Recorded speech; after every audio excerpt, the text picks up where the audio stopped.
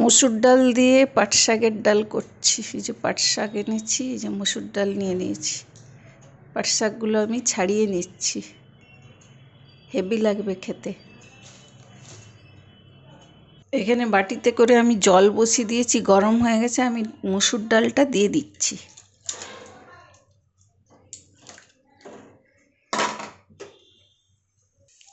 ডালের মধ্যে নুন হলুদটা অ্যাড করে দিচ্ছি, আর হাফ সিদ্ধ হবে তখন আমি পাট শাকটা দেব।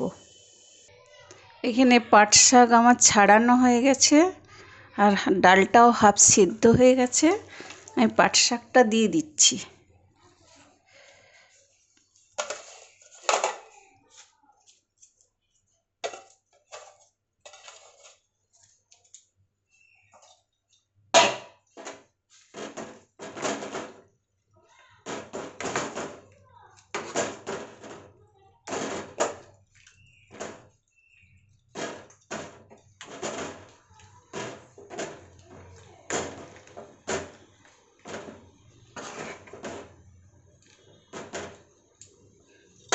এটা সেদ্ধ হোক। এখানে ডাল আমার সেদ্ধ হয়ে গেছে, নামিয়ে নিচ্ছি।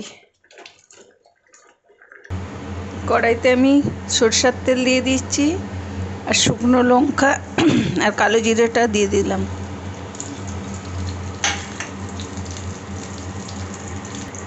এখানে ফোড়ন ভাজা হয়ে গেছে, থেতো করা রসুনটা দিয়ে দিচ্ছি।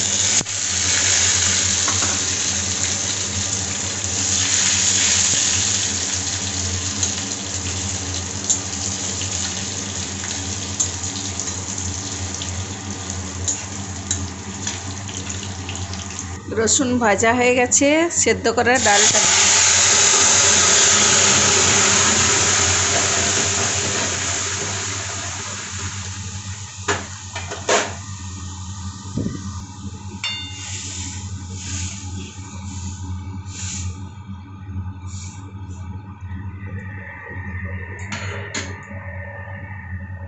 একটু মিষ্টি দিয়ে দিচ্ছি।